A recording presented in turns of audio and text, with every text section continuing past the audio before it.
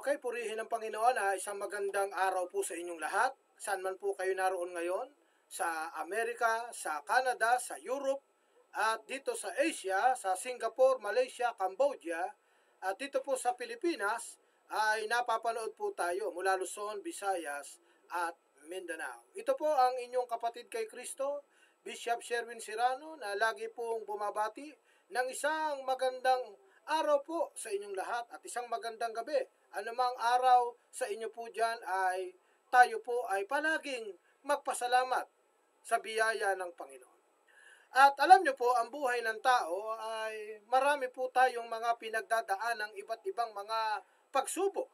Bukod po sa mga nangyayaring mga kalamidad, iba't ibang mga kaguluhan na nangyayari sa ating kapaligiran, ay ang tila baga maraming tao ang nawawala na ng pag-asa.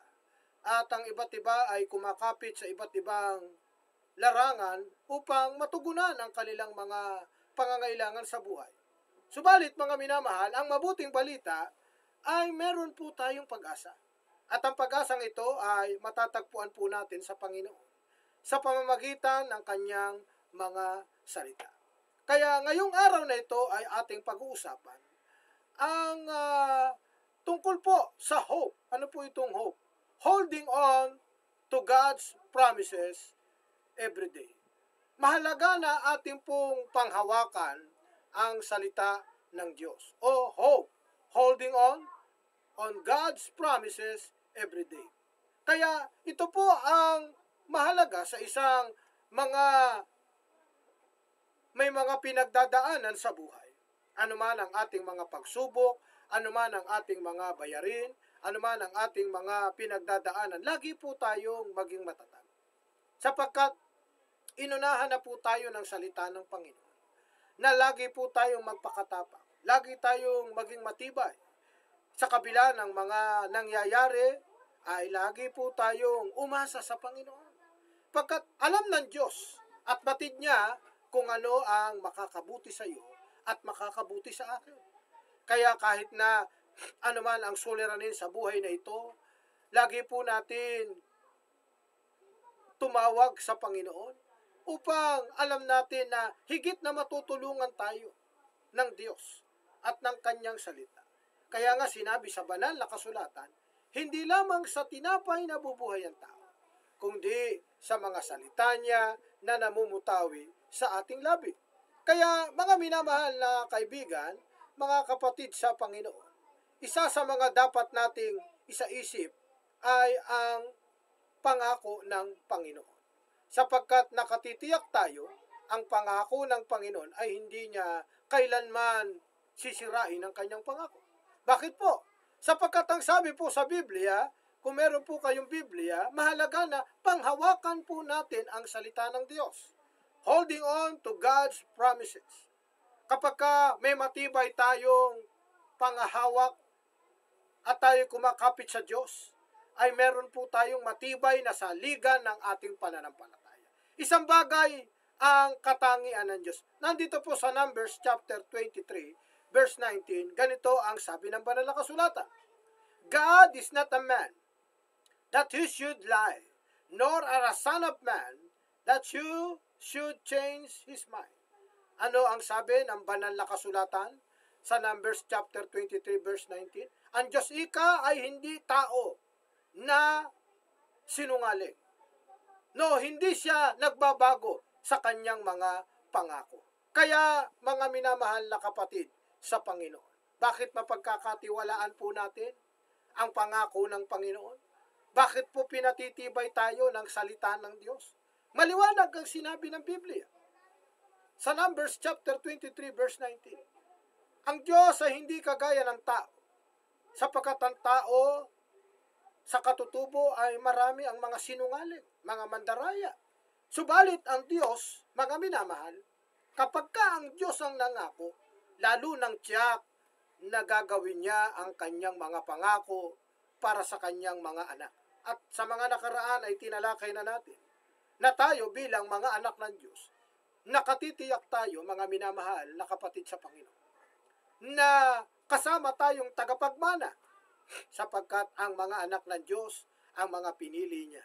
Kaya mapangahawakan natin ang mga pangako ng Diyos na buhay. Hallelujah!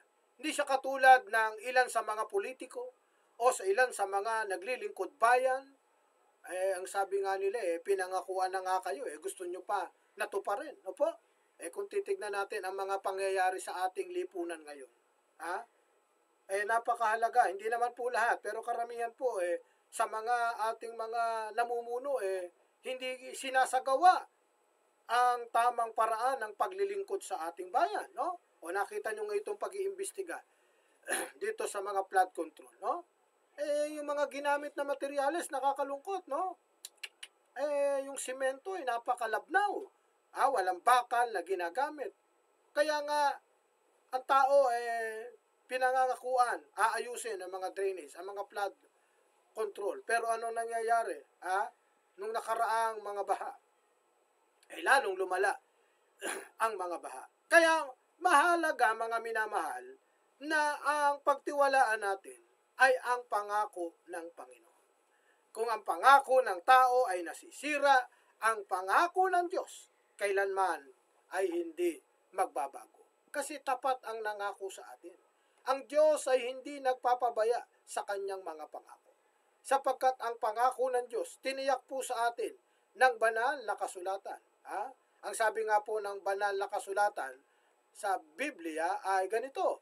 Sa Proverbs, sa Psalms 23 verse 4, ang sabi ng salita ng Diyos, mga minamahal, even though I walk to the valley of the shadow of death, I will fear no evil.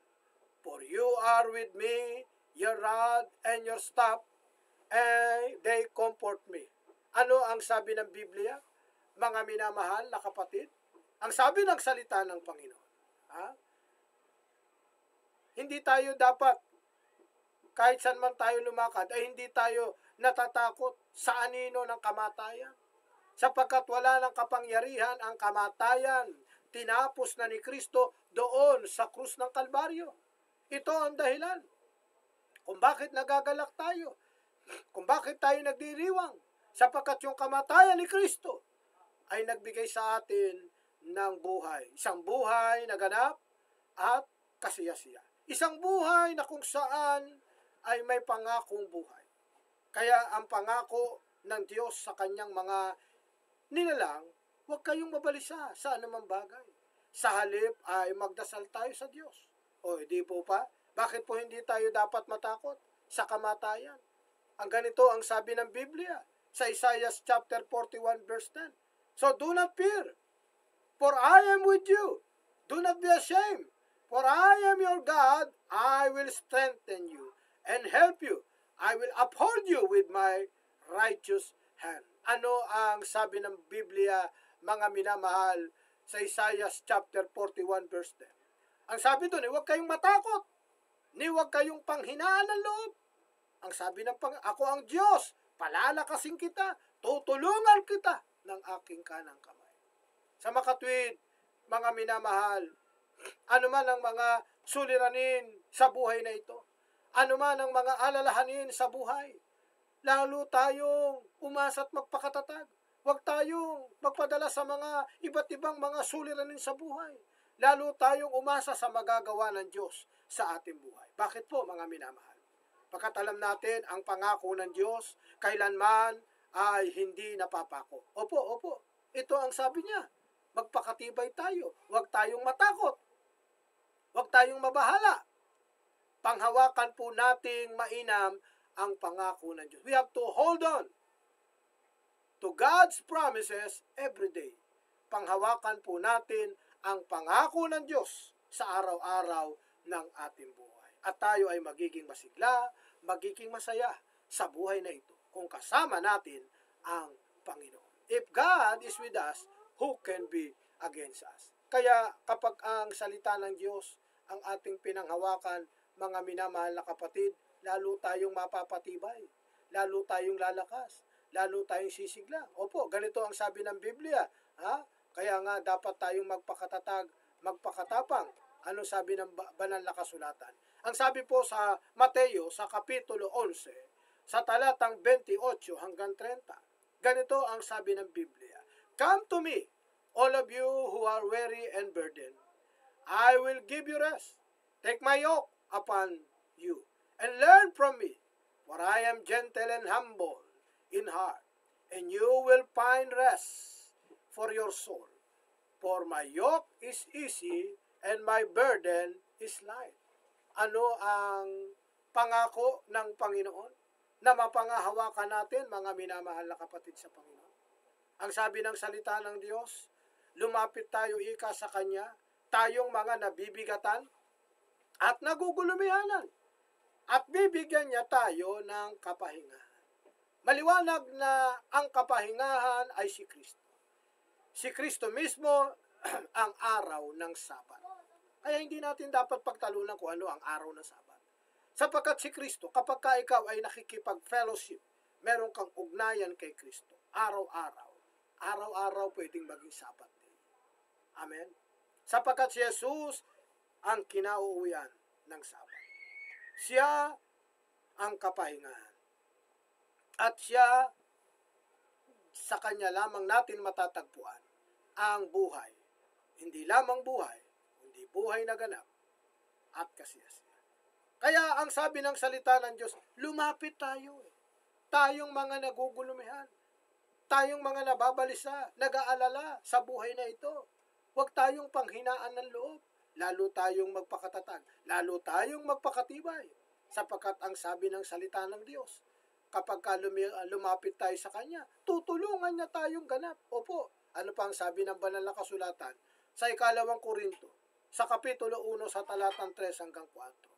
Blessed be the God and the Father of our Lord Jesus Christ, the Father of mercy and God of all comforts, who comfort us in all our affliction.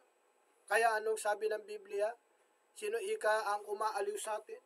Sa panahon ng mga may kababagan, sa panahon ng mga may pinagdadaanan, mahalaga po ang pangako ng Panginoon. Pagpalain ang ating Diyos, ang Ama ng ating Panginoong Jesucristo, na punong-puno ng awa at pagkalinga sa mga anak niya na tumatawag sa Kanya. Kaya kapag lumalapit tayo sa Panginoon, tumatawag tayo sa, hindi sa relihiyon. Bagamat ang relihiyon ay mahalaga. Pero mas mahalaga ang ating relasyon sa ating Panginoon. Sapagkat ang mga tunay na relihiyon ay mayroong tunay na relasyon sa ating Diyos. Sapagkat ang tunay na relihiyon, sabi sa Biblia, ay dalawin ng mga babaeng balo. Kaya ang tunay na relihiyon may resulta. Ang tunay na relihiyon, sumasampalataya, ay sinasagawa niya ang kanyang mga natutunan sa salita ng Panginoon. Kaya mga minamahal, kapag pinanghawakan natin ang salita ng Diyos, pinagdili-dili natin, lalo tayong magtatagumpay. Amen? Kaya nga sabi ng Panginoon, meditate my word day and night, and you will be successful. Kaya kung gusto natin na tayo ay maging matagumpay sa buhay na ito, huwag nating kalimutan, lagi po tayong magpakatatag. Dahil sa mundong ito, iba't ibang mga pangyayari. Bukod sa mga natural disaster, nandyan ang mga baha, nandyan ang lindol, nandyan ang mga digmaan, kawalang kapayapaan, walang katarungan, iba't ibang krimen na nangyayari sa ating lipunan. Pero may sinabi ang salita ng Panginoon na magbibigay sa atin ng kagalakan sa kabila ng mga suliranin sa buhay na ito. Magbibigay sa atin ng panatag na buhay na lalo tayong maging mapanalanginin sa atin. Anong sabi ng Biblia? Sa kabila ng mga kaguluhan, sa kabila ng mga nangyayari sa ating paligid, dapat po tayong panghawakan natin ang salita ng Panginoon. Pakinggan po natin ang sinasabi ng Biblia dito po sa John chapter 7, sa John 14 verse 27. Ano ang sabi ng Biblia? Peace I leave with you, my peace I give you. I do not give to you as the world gives. Do not let your heart be troubled, and do not be afraid. Anong sabi ng Biblia? Mga minamahal na kapatid sa Panginoon. Ang sabi ng Panginoon, kapayapaan ang iniiwan ko sa inyo, hindi na ibinibigay ng mundong ito. Huwag kayong mabahala, ni huwag mabagabag ang inyong puso. Ano ang sabi mga minamahal? Bakit natitiyak natin na kahit na nagkakagulo, kahit na may gera, kahit na mayroong mga banta ng kaguluhan, ngayon nangyayari na. May mga pangyayaring kaguluhan sa Middle East, di ba? Sa Israel, sa Iran, maging ang Qatar ay nadamay na rin.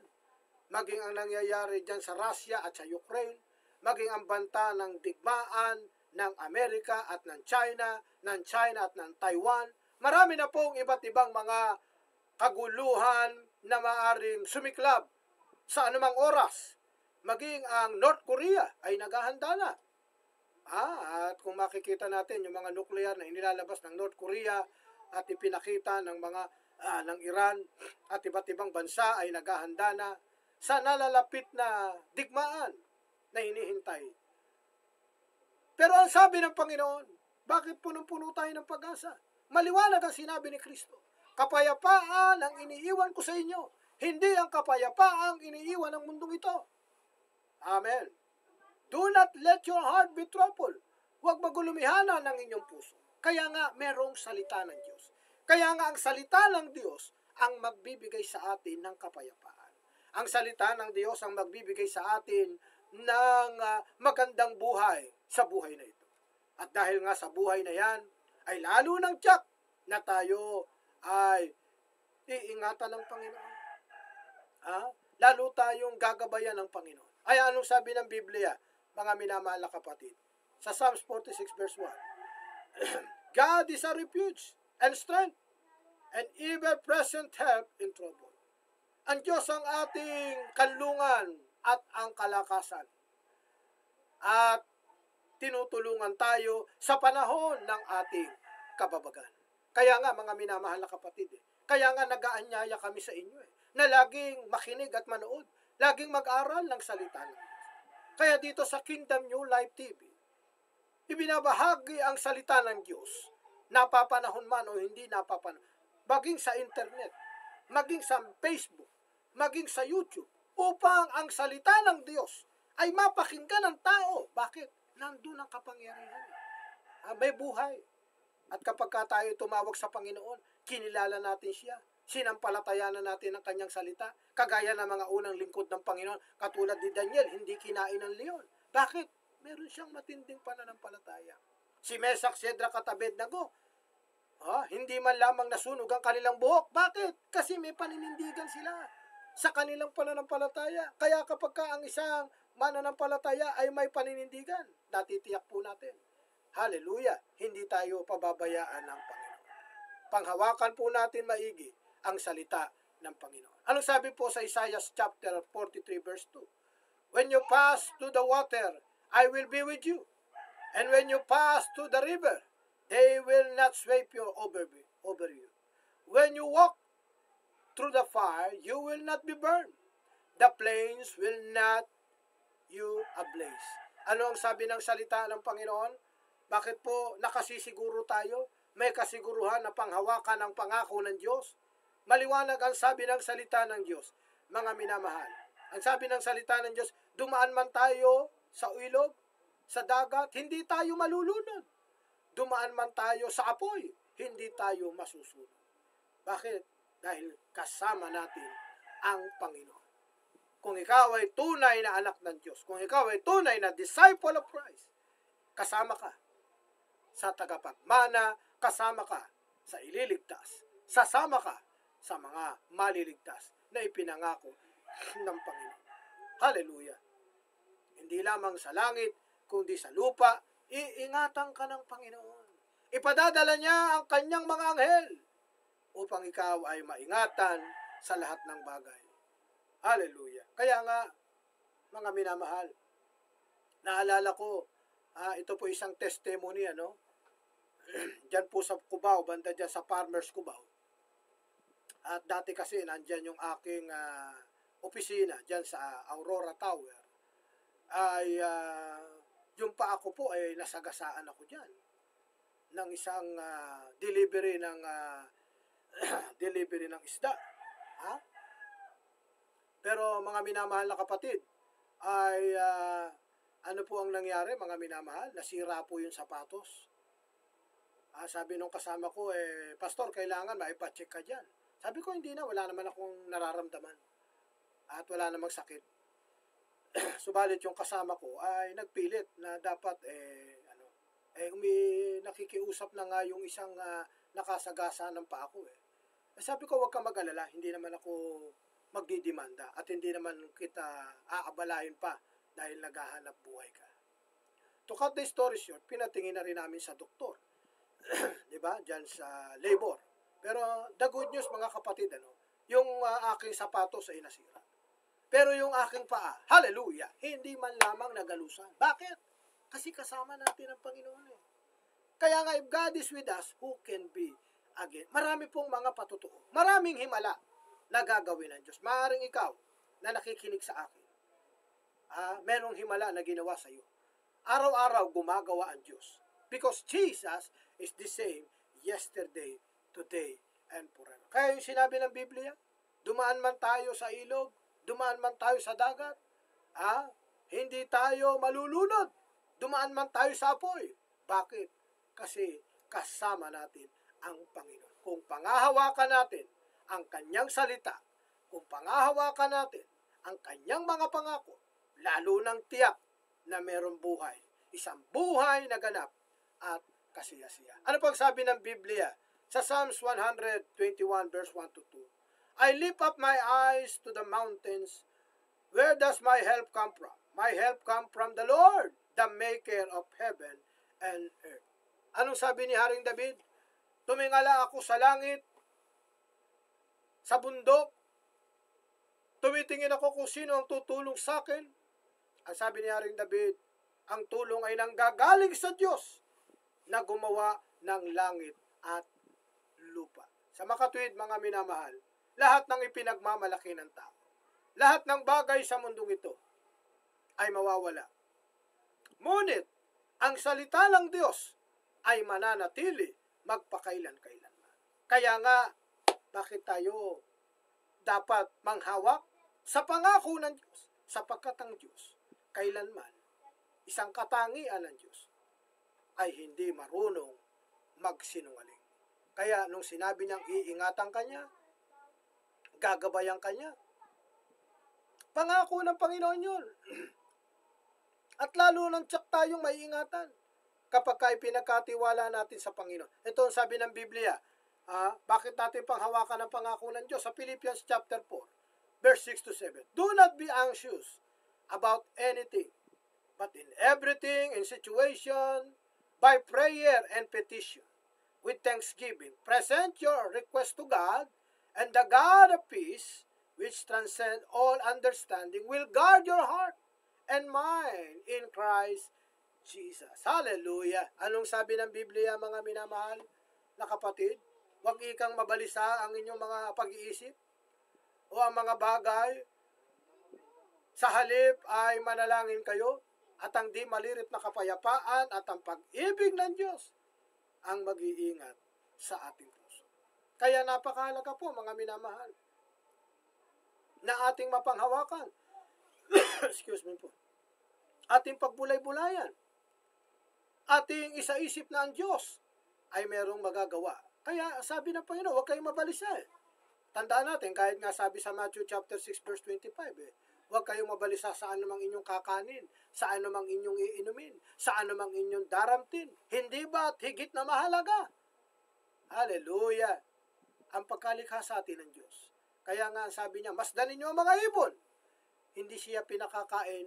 Gayunmay, hindi siya pinababayaan ng inyong Ama na nasa langit. Hallelujah! Kaya nga ang ibon ay kumakain eh. Lalo na ang mga lingkod ng Panginoon. Kaya ang sabi nga doon sa Mateo 6:33, hanapin muna natin ang kanyang katwiran at ang kanyang kabanalan. At ang lahat ng mga bagay na narito ay idaragdag niya sa atin. But seek ye first the kingdom of God and His righteousness, and all these things shall be added unto us. Amen? Kaya bakit po? Kaya mahalaga, mga minamahal, na tayo ay magpaturo sa Diyos. Sabi nga sa Psalms 32 verse 8, I will instruct you and teach you in the way you should go. I will counsel you with my loving eye on you. Kaya kung tayo ay magpapaturo sa Panginoon, Mag-aaral tayo kay Kristo. Sabi ni Kristo, lumapit kayo sa akin, mag-aral kayo sa akin, sapagkat magaang ang aking pamatok at bibigyan ko kayo ng kapahingan. Kaibigan, kung pagod ka na sa buhay, marami kang bayarin, marami kang utang, marami kang problema, marami kang pinagdadaanan, lumapit ka sa Panginoon. Alam ng Panginoon ang solusyon. Sapagkat sabi ni Jesus, ako lamang ang nakakaalam ng mga bagay para sa ikabubuti ninyo. Kaya nga anong sabi ng Biblia, mga minamahal na kapatid sa Panginoon? Bakit po kinakailangan? Ano sabi ng salita ng Panginoon, mga minamahal na kapatid? Lalo nating mapanghawakan ang salita ng Diyos. Ang sabi ng Panginoon, sa Joshua chapter 1 verse 9, I have not commanded you. I have not commanded. Be strong and courageous. Do not be afraid. Do not be discouraged. For the Lord your God will give you wherever you go. Amen. Di ba't sabi ng Panginoon, di ba't sinabi ko sa inyo?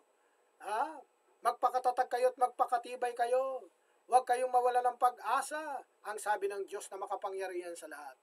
Ano po ang sabi niya? Sasamahan kita saan ka man pupunta. Ganon din sa Deuteronomy chapter 31 verse 8. The Lord Himself goes before you and will be with you. He will never leave you nor forsake you. Do not be afraid. Do not be discouraged. Kaya ano ang katiyakan, mga minamahal na kapatid sa Panginoon? Upang mapanghawakan natin ang pangako ng Panginoon, we have to hold on to the promise of God every day. Panghawakan po natin ang sinabi ng Panginoon. Anong sabi niya? Hindi kita iiwan. Huwag kang mabalisa, huwag kang mabagabag, huwag magulumihana ng inyong puso. Opo, lalo ngayon sa panahon ngayon, maraming kaguluhan sa isip ng tao. Ang mga bayarin, ang mga suliranin sa buhay, at ang iba't ibang mga problema ng lipunan, lalo po tayong umasa at tumawag sa ating Panginoon. Sapagkat ang tumatawag at nakikinig ng salita ng Diyos, pinalalakas tayo ng salita ng Panginoon. Hallelujah. Kaya nga, mga minamahal, yan ang dahilan bakit natin dapat pagbulay-bulayan Dili-dilihin araw at gabi ang kanyang salita at magtatagumpay tayo sa lahat ng ating gagawin. Kaya ang pag-asa natin, mga minamahal, na kay Kristo nasa salita ng Diyos. Pakinggan po ninyo ang sinasabi ng salita ng Panginoon. Sa Isaiah chapter 40 verse 31, but those who hope in the Lord will renew their strength. They will be soar on wings like an eagle. They will run and not go weary. They will walk and not be faint. Anong sabi po, mga minamahal? Ba't ang pag-asa ng mga umaasa at tumatawag sa Diyos ay panibagong lakas ang ibibigay ng Diyos. Katulad ika ng isang agila. Alam nyo, isang katangian na meron ng agila. Alam nyo, mga kapatid, pagka tumitingin kayo sa agila, alam nyo, kahit may bagyo, ang agila ay lumilipad. Sa lahat ng mga ibon, kahit na may bagyo, ang agila ay lumilipad. Ano po ang ibig kong sabihin dito, mga minamahal na kapatid? Tignan nyo yung mga agila. Ang agila kasi, ito ang ulap, ulap na madilim. Ang agila ay nasa sa ibabaw ng ulap. Lumilipad siya sa ibabaw ng ulap na madilim at punong-puno ng tubig para sa ulan. Hello, yan po ang katangian ng isang agila. At yan po ang magiging katangian ng mga tao, ng mga Kristiyano, ng mga disciple of Christ na pinangahawakan ang salita ng Diyos. Kaya titignan nyo, mata ng agila, ano po yan? Natatanaw lahat. Opo. At ang agila, yung kanyang paa, kaya pong magbitbit ng isda mula sa dagat. Kaya, katulad ng agila, ang sabi ng salita ng Diyos, kapag tayo ay nananalig kay Kristo, sinasampalataya na natin ang kanyang salita. Katulad ng agila, tayo ay lilipad. Amen. Katulad ng agila, di ba? Lalo tayong lalakas, lalo tayong sisigla. Bakit? Pinalakas tayo, pinatatag tayo, mga minamahal na kapatid, ng salita ng Panginoon. Diba, sabi niya sa Psalms 37 verse 23 to 24, the Lord makes firm The step of one who delight in Him. Through he may stumble, he will not fall, for the Lord upholds him with His hand. Amen.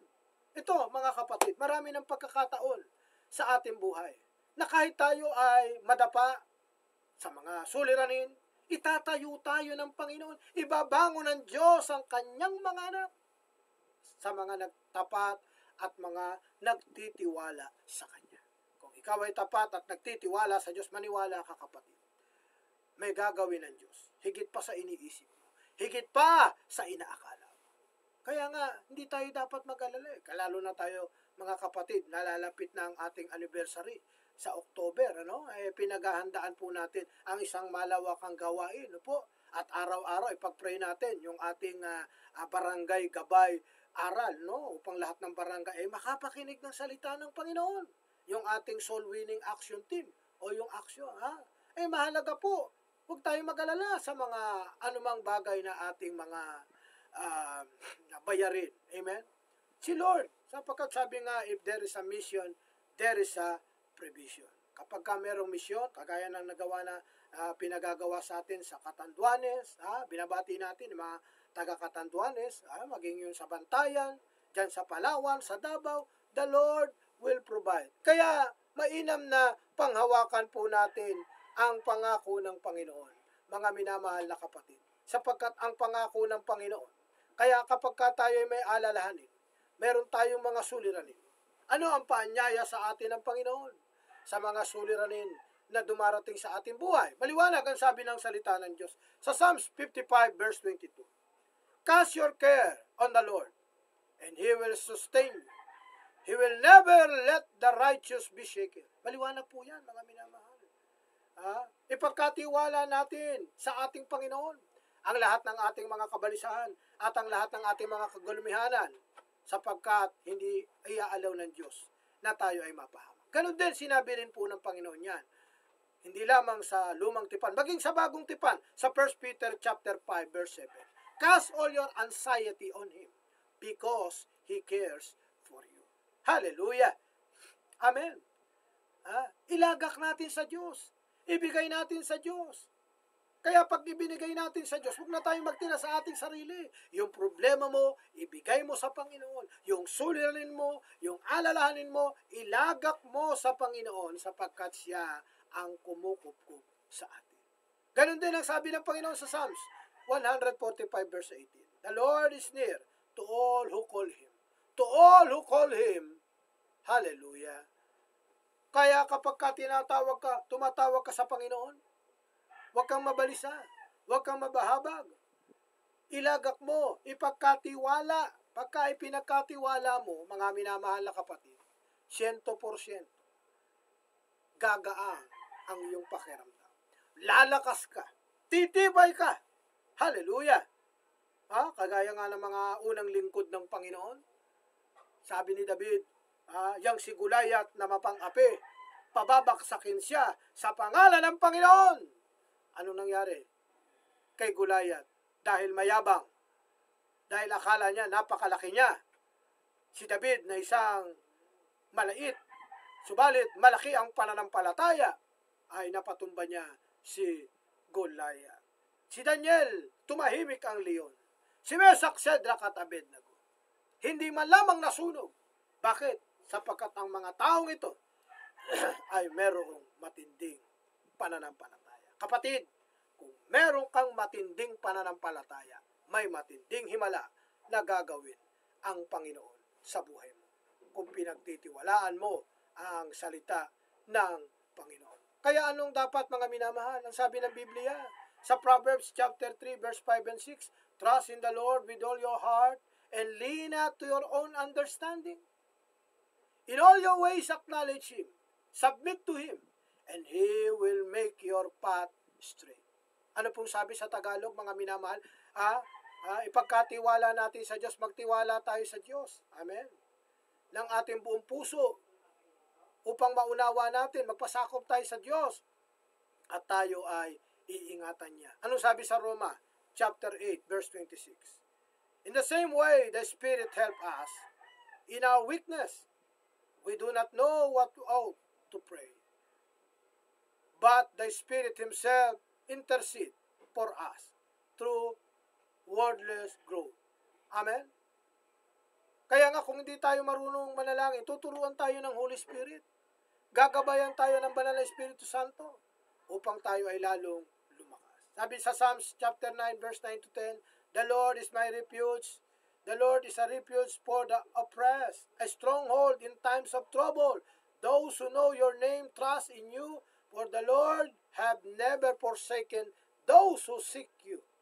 Kaya nga kapag hinahanap natin, sinasaliksik natin ang kanyang salita, pinagtitiwalaan natin ang Panginoon sa ating buhay, lalo ng tiyak, mga minamahal na kapatid, lalo ng tiyak na tayo ay maliligtas sa anumang kapahamakan sa buhay na ito.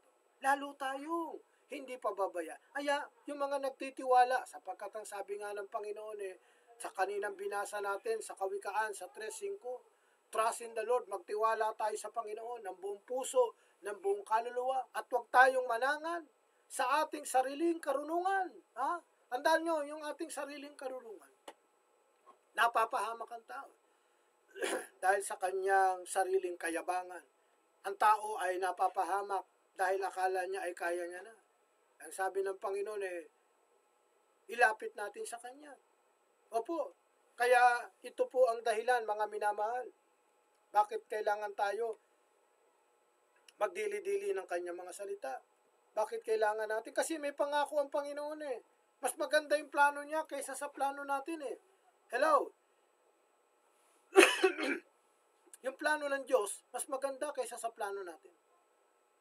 Sapagkat ang plano ng Diyos ay para sa ikabubuti natin. Hello? O pakinggan po ninyo ang sinasabi ng Biblia. Sa Jeremiah chapter 29 verse 11. Bakit kailangan natin panghawakan ang pangako ng Panginoon? "For I know the plans I have for you, declares the Lord. Plan to prosper you and not to harm you. Plans to give you hope and a future." Ano ang plano ng Diyos sa ating buhay, mga minamahal na kapatid? Ang plano niya ay para sa ating ikabubuti, sa ating ikauunlad, para dulutan tayo ng pag-asa sa hinaharap. Itong dahilan, mga minamahal. Kaya gumugugol tayo ng oras sa pangangaral, kahit sa YouTube, sa Facebook, saan mang paraan, makarating ang salita ng Diyos upang matupad. Ano yon? Sa Mateo 24:14, ipapangaral ang kanyang salita sa buong kinapal, saka darating ang wakas. Sa makatwid, mahalaga ang pangangaral ng mabuting balita. Kaya napakaganda ng plano ng Panginoon Kaya sabi niya nga maganda yung plano niya. Para dulutan tayo ng Ganon din sa Isaiah chapter 65, verse 17. "See, I will create new heaven and new earth. The former things will not be remembered, nor will they come to mind." Sabi ng Panginoon, "At lalalang ako ng bagong langit at ang bagong lupa, at ang dating mga bagay ay lumipas na." Sabi sa Revelation chapter 21, verse 4, "He will wipe every tears for their eyes. There will be no more death, or no more crying, pain, or older. The old things has passed away." Mga minamahal, kaya kapag pinanghawakan nating mainam ang kanyang salita, we have to hold on to the promise of God. Ano ang pangako ng Panginoon? Papahirin niya ang ating luha. Wala nang dalamhati, wala nang magkakasakit, wala nang magugutom, wala nang mamamatay. That is the original plan of God for mankind. Iyan ang tunay na plano ng Diyos.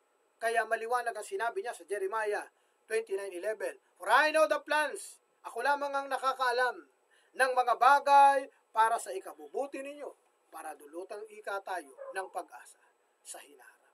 Kaya mga minamahal, ito ang dahilan, mga minamahal.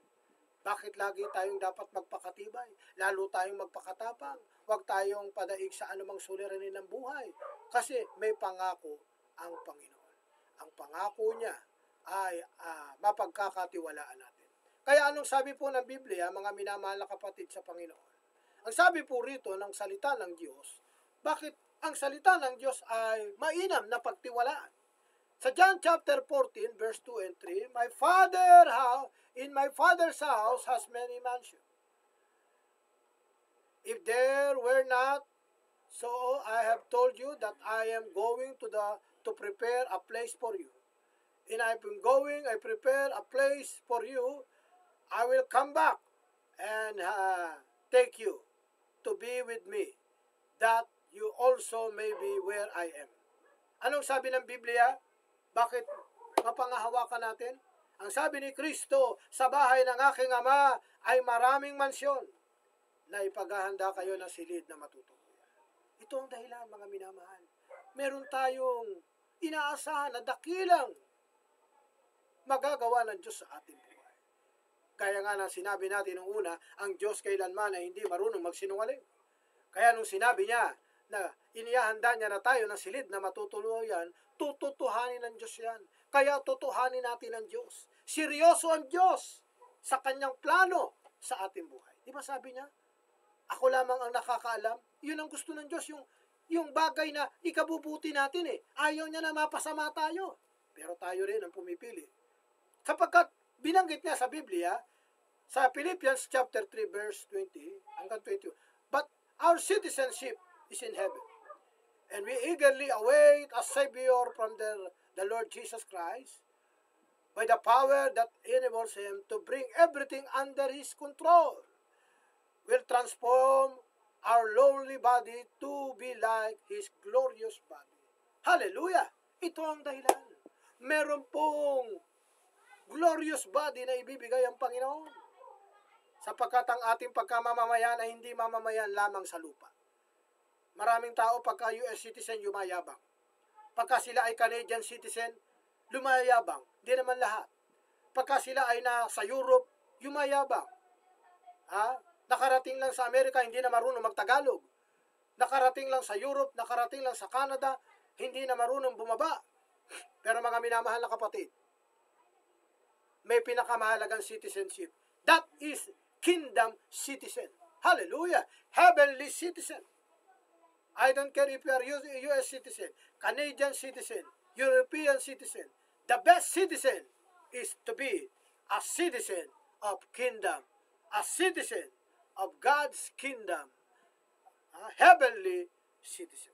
That's why, mga minamahal na kapatid sa Panginoon, mahalaga na panghawakan po natin ang kasalita ng Panginoon. Alalahanin po natin ang mga pangako ng Diyos. Gaya ng sinabi niya, gaya ng pangako niya, hindi niya tayo iiwan, hindi niya tayo pababayaan. Kaya nga, mga minamahal na kapatid, ang buhay sa mundong ito, what is life without Jesus? What is life? What is living in this earth without God? Sapagkat ang Diyos kahit walang tao, Diyos pa rin siya. Ang tao na walang Diyos, kawawa ang kanyang buhay. Mga minamahal na kapatid, pag-asa, holding on to the promise of God. Panghawakan nating maigi ang kanyang salita. Ilagay natin sa ating isip, ilagay natin sa ating puso. Isagawa natin ang lahat ng ating narinig, napakinggan, nabasa na mga salita. Ano ang pangako ng Panginoon na matutupad? Hallelujah! Hindi niya tayo iiwan. Hindi niya tayo pababa. Our battle is not belong to us. It is with the Lord. The battle belongs to the Lord. Hindi mo kailangan ipagtanggol ang sarili mo sapagkat ipagtatanggol ka ng Diyos. Hindi mo kailangan idepensa ang sarili mo sapagkat iingatan ka ng Panginoon. Ang mga anak niya na tapat sa Kanya. Marami ng mga pangyayari sa buhay. Sa buhay nila Moises, ni Abraham, ng mga unang lingkod ng Panginoon. Pinatunayan ng Diyos na hindi siya kailanman nagpapabaya. Hindi siya kailanman, hallelujah, hindi kanya iiwanan. Kapatid, kung may suliranin ka, kung may problema ka, sumampalataya ka sa Panginoon. Maniwala ka, malulutas ang problema. Kung may karamdaman ka, maniwala ka, marami nang pinagaling ang pangalang Jesus. Naalala niyo si Pedro nung nando sa harap ng templo at meron doon namamalimos simula pa na ipanganak? Ang sabi nung namamalimos, palimos po, ang sabi ni Pedro, wala akong maibibigay sa iyong ginto o pilak. Ngunit sa pangalan ni Jesus, tumindig ka, lumakad ka, tumakbo ka, hallelujah! At ang ipinanganak na lumpo mula pa sa pagkabata na namamalimos sa harap ng templo, mga kapatid, ay lumakad, tumalon, at nagtatatakbo. The same Jesus, as we reserve right now, we are serving the living God. Sapagkat ang sabi nga, your name is the highest. Your name is the greatest. Your name stand above them all. The name of Jesus is the name above every name. Hallelujah! Purihin ang Panginoon, mga minamahal na kapatid. Maraming salamat po muli sa inyong pagsubaybay dito po sa atin sa Kingdom New Life TV. Tayo po ay napapanood araw-araw sa ating pong pagbo-broadcast at abangan nyo po sa ating live broadcast dyan po sa Amerika, sa Europe, sa Canada at dito sa Asia o dito po sa Pilipinas. Sumayin nyo muli ang ating programa at nawa ay ating pong subaybayan ang ating Thy Kingdom Come. Hello, At ang ating programang Ayon sa Biblia, mapapanood po yan sa YouTube at sa Facebook. At itong ating Kape, Balita at Biblia, kasama po ang ating mga partner para po sa pagbo-broadcast na yan. At salamat sa Panginoon sa pangalan po ng Jesus Christ, Thy Kingdom Come Church, na magse-celebrate ng anniversary, the 26th anniversary. Abangan nyo po, dyan po magaganap sa UP, sa Diliman, Quezon City. At sa August 28, meron po tayong fellowship dyan po sa Quezon City Hall. At ang ating mga kamanggagawa sa prayer works at iba't ibang mga pastoral movement. Sa mga kasama natin sa Jesus Rail, sa CBMC, sa CCL, at sa CCL, at sa iba't ibang pastoral movement. Purihin ang Panginoon, salamat, at patuloy namin kayong binabati, maging yun nandyan sa Luzon, sa Visayas, at Mindanao. Bishop Sherwin Sirano po, ay muli po ay nagpapasalamat sa inyong lahat, nawa ay magkaroon tayo ng matinding pananampalataya. Tandaan mo kapatid, kung meron kang matinding pananampalataya, may matinding himala na mangyayari sa iyong buhay. To God be the glory, sa Diyos ang papuri. Magbabalik po tayo sa mga susunod nating pagbo-broadcast. Bye-bye!